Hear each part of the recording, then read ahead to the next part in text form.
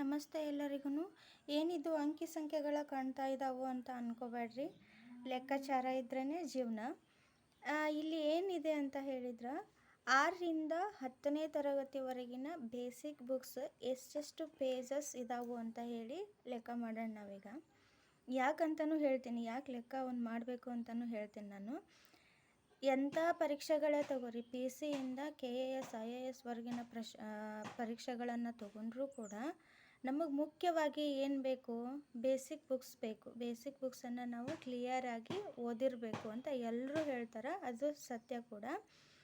ಆದರೆ ನಾವು ಎಷ್ಟೋ ವರ್ಷದಿಂದ ಪ್ರಿಪ್ರೇಷನ್ ನಡೆಸ್ತಾನೇ ಇದ್ದೀವಿ, ಓದ್ತಾನೇ ಇದ್ದೀವಿ. ಆದರೂ ಕೂಡ ನಾವು ಯಾವುದೇ ಎಕ್ಸಾಮಲ್ಲೂ ಕೂಡ ಸಕ್ಸಸ್ಸನ್ನು ಕಾಣ್ತಾ ಇಲ್ಲ. ಯಾಕಂತ ಹೇಳಿದರೆ ಸರಿಯಾಗಿ ನಾವು ಪ್ಲ್ಯಾನ್ ಮಾಡಿ ಓದಿಲ್ಲ ಅಂತ.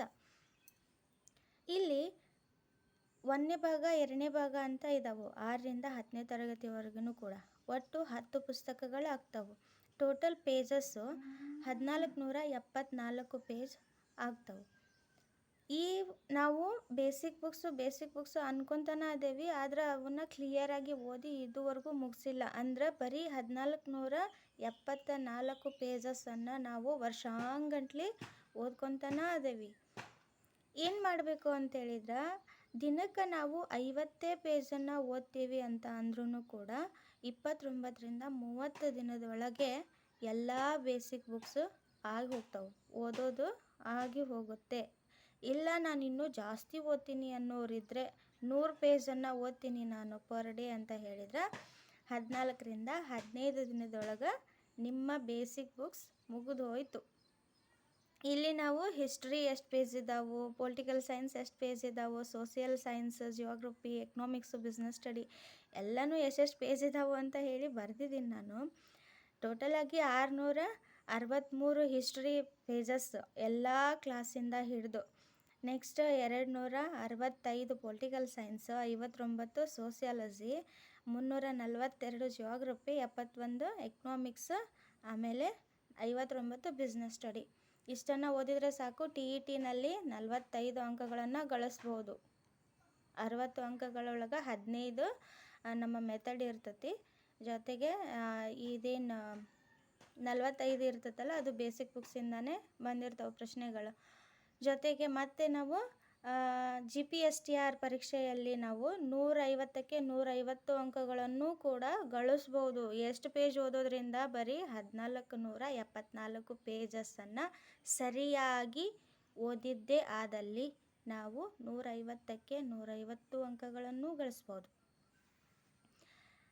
ಅಂದ್ರೆ ಈ ಒಂದು ಪೇಜಸ್ಸನ್ನು ನಾವು 3 ಸಾರಿ ಓದೋದಾದರೆ, ಒಂದು ಸಾರಿ ಓದೋಕ್ಕೆ 1 ತಿಂಗಳು ಬೇಕು. ನಾವು 3 ಸಾರಿ ಓದ್ತೀವಪ್ಪ, ಒಂದು ಸಾರಿ ಹಾಗೆ ಓದ್ತೀವಿ, 2ನೇ ಸಾರಿ ಪಾಯಿಂಟ್ಸ್ ಮಾಡ್ಕೊತೀವಿ, 3ನೇ ಸಾರಿ ನೀಟಾಗಿ ನೋಟ್ಸ್ ಮಾಡ್ಕೊತೀವಿ ಅನ್ನೋದಾದರೆ 88ರಿಂದ 89 ದಿನದೊಳಗೆ ನಿಮ್ಗೆ ದಿನಕ್ಕೆ 50 ಪೇಜ್ ಓದಿದ್ರೂ 88ರಿಂದ 89 ದಿನದ ಒಳಗಾಗಿಯೇ ನಿಮಗೆ ಒಂದು ನೀಟಾಗಿ ನೋಟ್ಸ್ ರೆಡಿ ಆಗುತ್ತೆ. 3 ಸಾರಿ ಓದಿ ನೋಟ್ಸನ್ನು ರೆಡಿ ಮಾಡ್ಕೋಬೋದು. ಇಲ್ಲ 100 ಪೇಜ್ ಓದ್ತೀವಿ ದಿನಕ್ಕೆ ಅನ್ನೋರಾದರೆ 44ರಿಂದ 45 ದಿನದೊಳಗೆ ಮುಗ್ದು ಹೋಯ್ತದು, ನೋಟ್ಸು ಎಲ್ಲ ರೆಡಿ ಆಯಿತು.